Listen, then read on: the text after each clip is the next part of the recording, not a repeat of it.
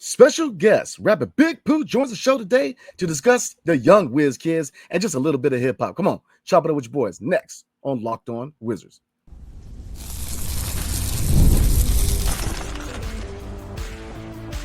You are Locked On Wizards, your daily Washington Wizards podcast, part of the Locked On Podcast Network. Your team every day. What's good, everybody? It's your boy Brandon Scott again.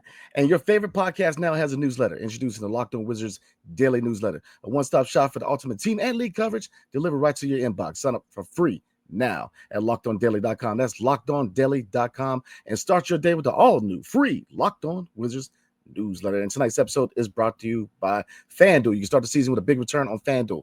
New customers can place a $5 bet, and you'll get started with $150 and bonus bets if you win your first $5 bet. That's FanDuel.com. Today, we got a special guest. Let me tell y'all something, man. If you have not heard the Little Brother album, The Listening, you don't know real hip-hop. If you have not heard rapper Big Pooh's album in 05, Sleepers, you do not know real hip-hop. And if you have not went out and purchased To Dream in Color, you still do not know real hip-hop. Today, let me introduce Reston, Virginia's own, Southlake High School's own rapper Big Pooh. How you feeling tonight, bro? I'm good, man. I'm good. Happy to be here, man. Yes, sir. Definitely appreciate your time, man. So we're going to talk about the Wiz-Kidz, man, the young Washington Wizards, man. And then we're going to talk about a little bit of hip-hop at the end, man. But as you know, the Wizards are in a rebuild. You know, we've gone through the Gilbert Arenas era, the John Wall era, and we have not hit pay dirt. We haven't hit that coveted NBA championship. Now the team went into a full rebuild, and we're going to start with Jordan Poole, man. I mean, first of all, what's your thoughts on Jordan Poole? And looking at how well he's played this year, what's his ceiling? You thinking all-star, thinking most improved player votes? What are you thinking? His ceiling might be most improved. I think he's more comfortable this year. He's more comfortable in his role. He's more comfortable in being one of the leaders of the team. And from what I can see, he's definitely being a good vet to all of the young guys on the floor. And that's something that they need. I think Bilal was his rookie last year. You know, he moved his locker next to him. But I just look at the way he's playing this year. And, I mean, they're a fun team to watch. We knew they was going to take L's. We knew they was going to lose big some nights. But they're definitely a more fun team to watch than what they had been. You know, we're a long way away from the, Isaac Bonga lineups and you know, we're a long way away from that. So, definitely, I'm definitely enjoying the way he's playing this year. He's keeping them turnovers down as well. So that's very big, when you're dealing with a young team.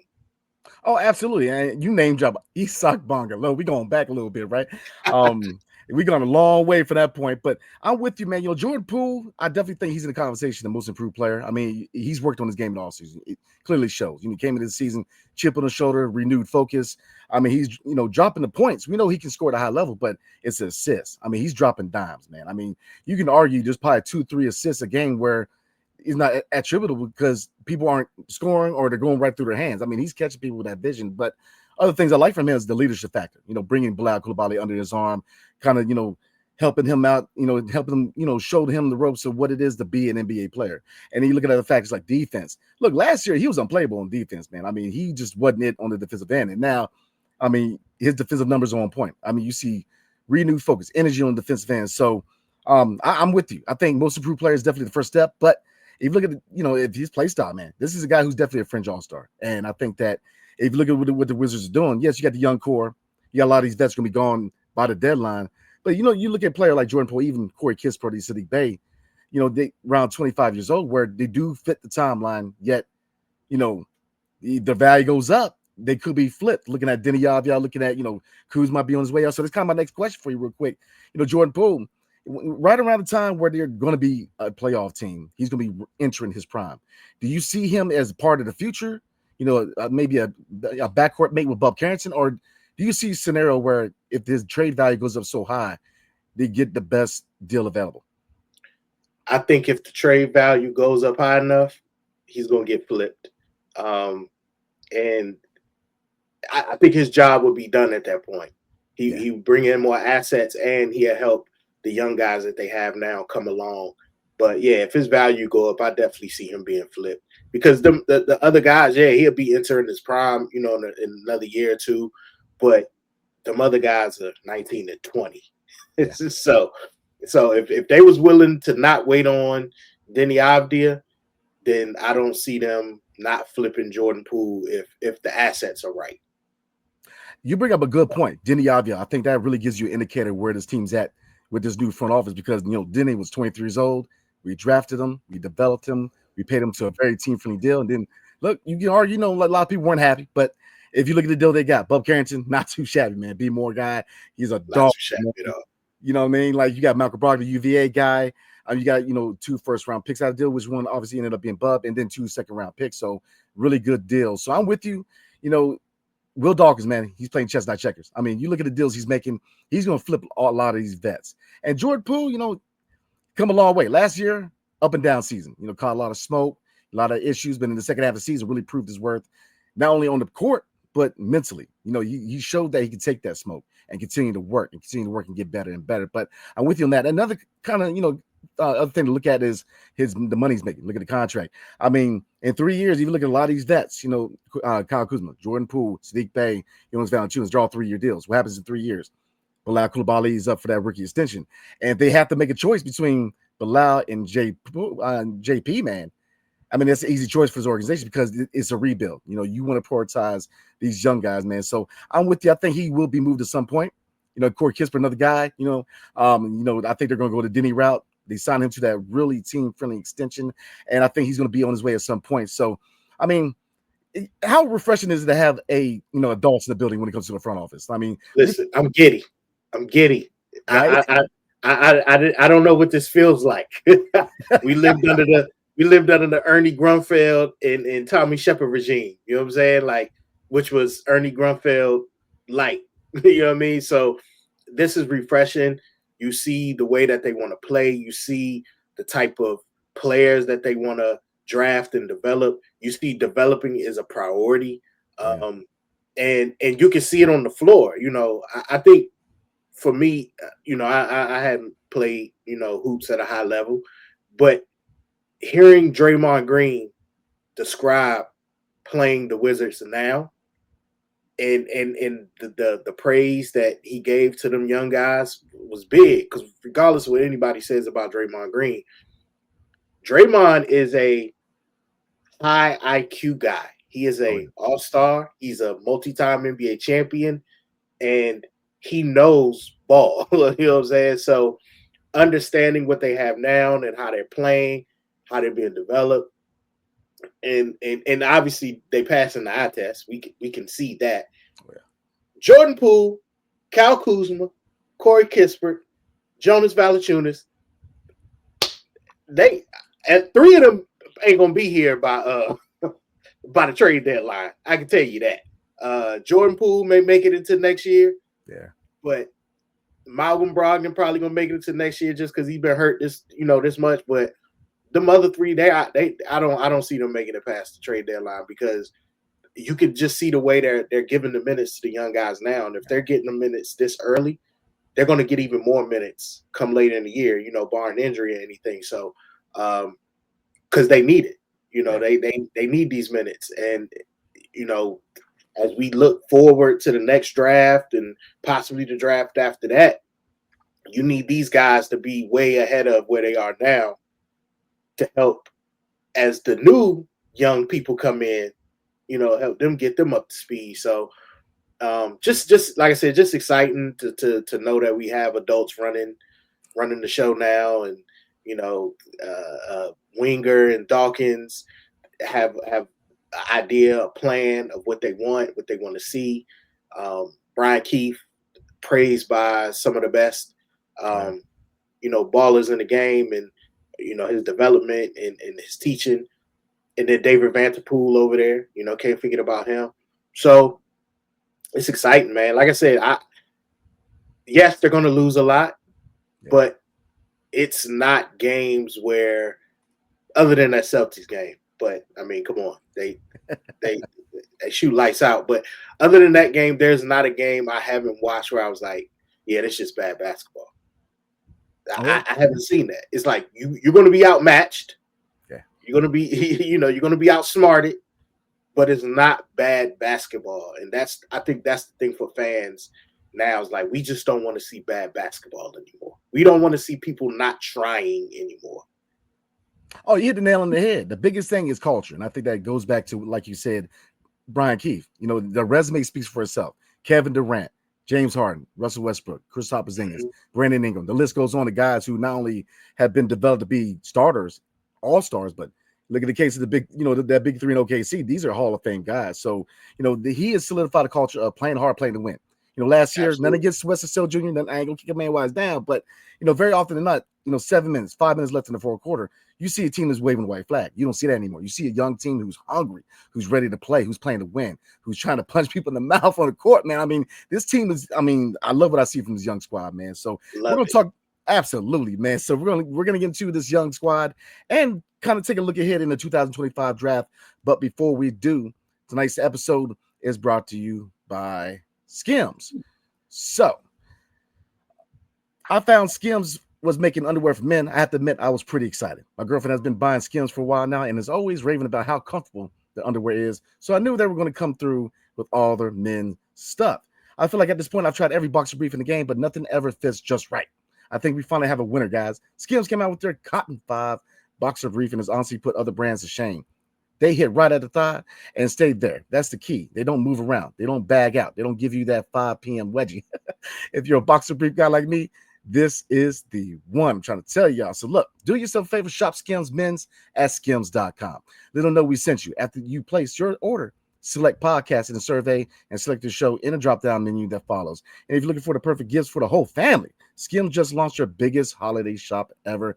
It's also available at skims.com.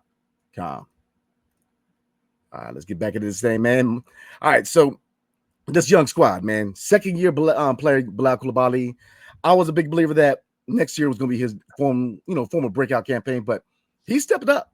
I mean, we knew that coming out of the draft, he was a defensive-minded player, but now you see a guy who, no hesitancy to shoot that three-point shot, mid-range shot, improved ball handling. I mean, he's finishing through traffic, finishing through contact. A guy who is showing improved basketball IQ. And I think that has a lot to do with them in the Olympics and getting a lot of knowledge from guys like Rudy Gobert and Evan Fournier. So, I mean, but then you add the 3 draft picks this year, man, where I think this is, in hindsight, is probably going to be one of the most important drafts for the Wizards, because not only did you get Alex Sard, number 2 overall, you got Bob Carrington at 14, and you got Keyshawn George at 24th overall. Good Lord. I mean, you got 3 impact guys in this draft. So, and we're going to add Trusa Vucevic, even though we know he's going to get more exposure in the second half of the season. But which one of these young guys are you most excited about? And looking at all 5 of these guys, who has the highest ceiling in your opinion?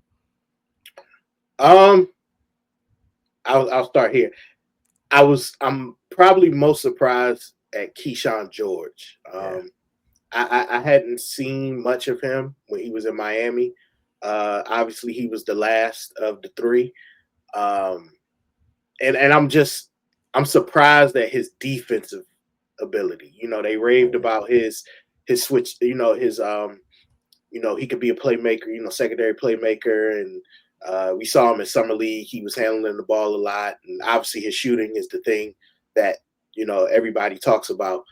But his ability on defense, I believe he might be leading this team in deflections.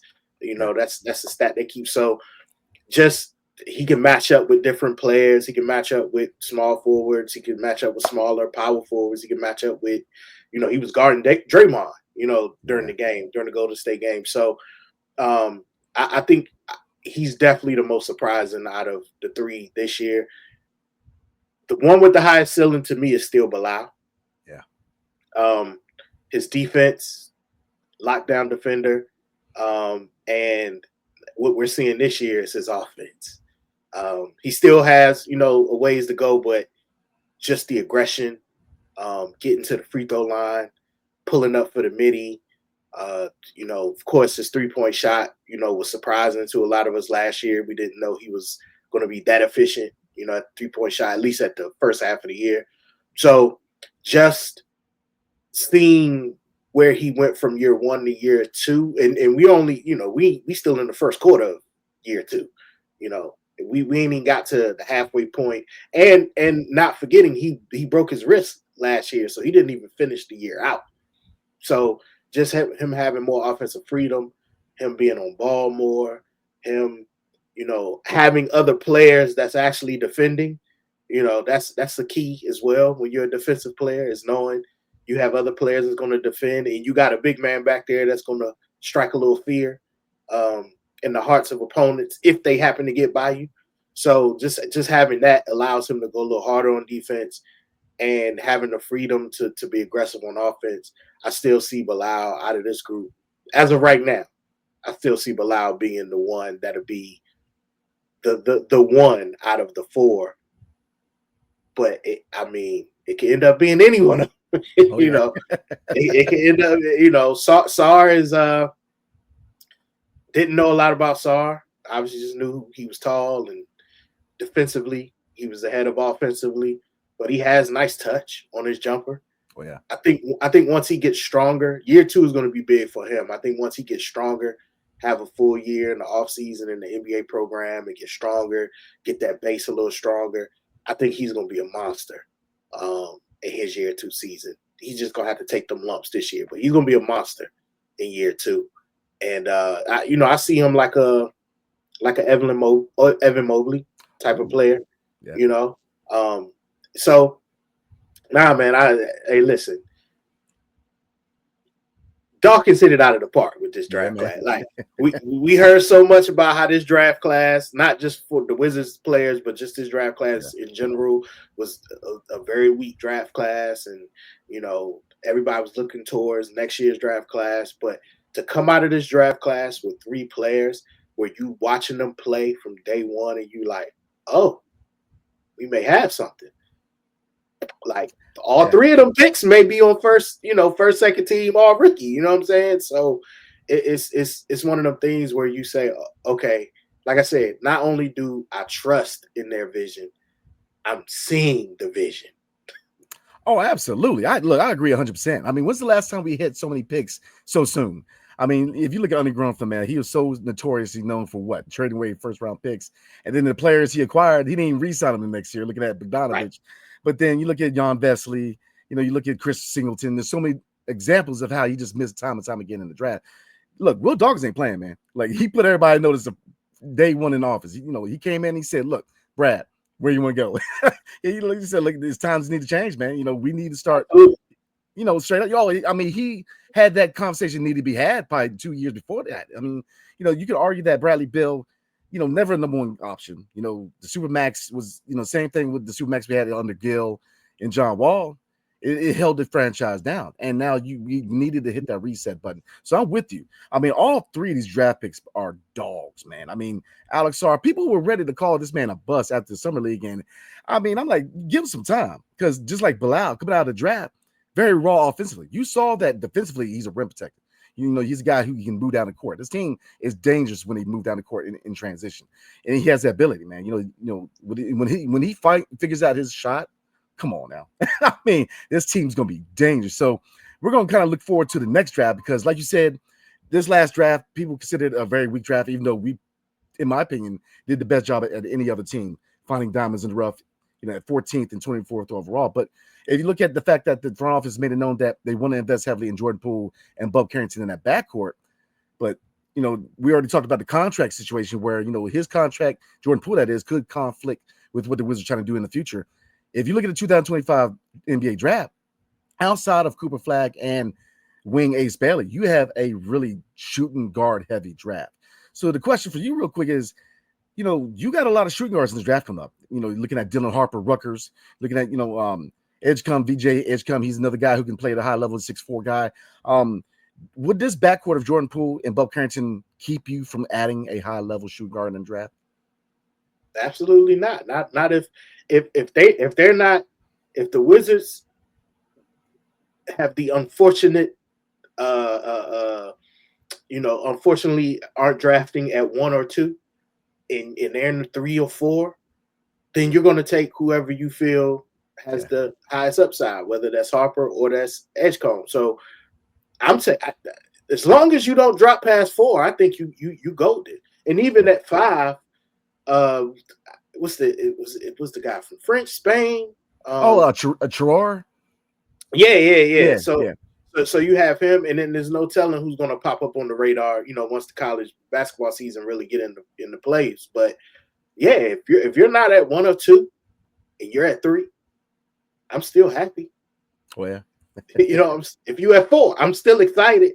It's like it changes. I think for Dawkins, it changes a little. Edgecombe is a super athletic. Obviously, he gives you the wow factor. I just don't know if he's the type of he has the length that Dawkins seems to covet. Yeah. But for the position he plays, but other than that, it's like I said, if you end up with Harper, are you really upset? Like who's really upset? He may end up being the best one out of all of them. We don't know. You know what I'm saying? So thank you. like we have no idea. So it's just one of them things for me where I'm just like, yo, I want to see the team. You want to see the improvement. You like the dog mentality. They don't back down. They don't quit. But just lose at the end of the night. I know that's right. Look, just lose at the end of the night. You can be exciting. You can keep it close. I don't care. Losing by 1 is still a loss. Right. So just lose at the end of the night. And I gotta imagine if they start winning too many games, we definitely going to see some rest days for some players. But right. Yeah, but I'm definitely excited. Like I said, to finish this year out, to see what this year is going to end up looking like, but also to see what next year has in store for the Wizards, because they're shaking and baking, and there's no telling what else they're going to add. For next year, about time next year comes. I mean, we see, they shipped Gafford out, and some fans, a section of fans were complaining like, "Oh, it's the 20-something pick. It's who cares?" That's Keyshawn George, buddy. Yeah. like, that's Keyshawn George at the 20-something pick. So when I think the Wizards fans have been so scarred by the drafting that has went on since probably before Grunfeld. Oh yeah. But just so unless you got a number 1 pick and a John Wall fell in your lap, or a Bradley Beal fell in your lap at 3. Other than that, Wizards don't have too much to show for their drafts. So, in all them years, I think fans just are scarred at the past, not understanding that nobody who was making them decisions in the past are making them decisions now. This is a totally different regime, and they bring a total different way of doing things. And all you have to continue to do is look at OKC. Just look at OKC. That is what's happening here in their own way. It's not going to be the exact same thing. Obviously, I don't see a Shea Gilgeous-Alexander falling in their lap, but it's the same type of drafting and developing, to where OKC has a Lou Dort, who nobody thought much of, and look where he is now. Aaron Wiggins, Isaiah Joe, indeed, I'm not naming the top players that they drafted. I'm naming them guys down in the fringes that they drafted and developed and nurtured and poured a lot into, and you see what type of team they have now. So that's what we're going to have here in Washington, and I'm excited to have. Absolutely. I'm with you, man. I think the excitement's in the air because you're finally seeing some pay dirt with these rookies, man. Look, this team's doing it the right way. Development, scouting, they're doing it the right way. So we're gonna get into some predictions real quick, and we're gonna talk a little bit about music, man, because like I said, man, big fan. So like I said, we're gonna get into a little bit of hip hop, man. But before we do, tonight's episode is brought to you by FanDuel. So look, get ready for the tackle the NFL action with FanDuel, America's #1 sportsbook. Because right now, new customers can bet $5 and get $150 on bonus bets if you win. The FanDuel Sportsbook app gives you everything you need to place live bets on the NFL all in one place. So when we get a hunch in the middle of the game, you can check out the latest stats, view live play-by-play, and so much more on the same page where you place your bets. Just visit FanDuel.com to join today. You'll get started with $150 in bonus bets if you win your first $5 bet. That's FanDuel.com. Never waste a hunch and make every moment more with FanDuel, the official sportsbook partner of the National Football League. All right, let's get back into this thing, man. So, a lot of good points, man. Like I said, the excitement's in the air. But last year, 15 wins. Real quick, do you see this team getting 20, 25? Or you think we're going to stay around 15 wins this year? I think they're going to stay between 15 and 20. I think that's the goal. Stay between 15 and 20. That's crazy to say that. That is the goal, to stay between 15 and 20 wins. I don't see them playing the Hawks too many more times. So, they don't get to play them 20 more times. So, I think between 15 and 20 is probably going to be the ceiling. Like I said, if they start looking like they're going to do more than that, you're going to see players. Before they start looking like they're going to do that, it's going to be some guys getting shipped up out of here, some players, having some rest days, some hammies, all types of things happening before they let it get out of hand. But probably between 15 and 20. Yeah, I'm with you. I think 15, 20 is the goal. I think a lot of the wins are going to be in the first half because I used to say that the second half was going to be like formerly the youth movement starting, but look, they've already started the youth movement. And I think that, like you said, for that reason, you see Bilal already holding down the small forward position. They've been playing Keyshawn George at the 4, and he ain't looking too bad. I mean, the defense, his shot. He was letting it rip the last game, man. He was 1 3-point away from the franchise rookie record. So he had no problem shooting that ball. So, I'm with you. This is exciting times being DC. So football wise, are you a Commanders fan? Absolutely. Oh, that's what I'm talking about. See, Jaden Daniels, man. And now we just added Marshawn Lattimore. So looking at the Commanders real quick. Is this the year where Super Bowl busts, or do you still think we need to get that playoff experience and next year is going to be formally that Super Bowl campaign? I think they got to the point, they're at a point where they're going to go for it. Obviously, that's what the Marshawn Lattimore move was about. But they're not going to be disappointed if they don't make the Super Bowl. It's going to be one of them. I think the first goal is, can we win a playoff game? Yeah. Like, can we not only get into the playoffs, win the division, and win a playoff game, and everything after that is gravy. Getting to the playoffs this year is going to be gravy. You know what I mean? Because we didn't expect that. National media had the Commanders at 6.5 wins for the season. They had 7-2 already. So I think just the culture changing very quickly with the new coaching staff, Dan Quinn, of course, Adam Peters, the veterans that they brought in. They didn't just bring in veterans that talk. They brought in veterans that play. Yeah. And then, obviously, you have a quarterback that has you as one of the highest scoring offenses in the league, and you never feel like you're out of a game when you have a Jaden Daniels, when you have a Terry McLaurin, when you have a Brian Robinson Jr. It's one of them things where it's like, okay, I can see, because I'm looking around at the rest of the teams in the NFC East, and it's like, other than Detroit, who really scares you? Yeah. And the answer is nobody.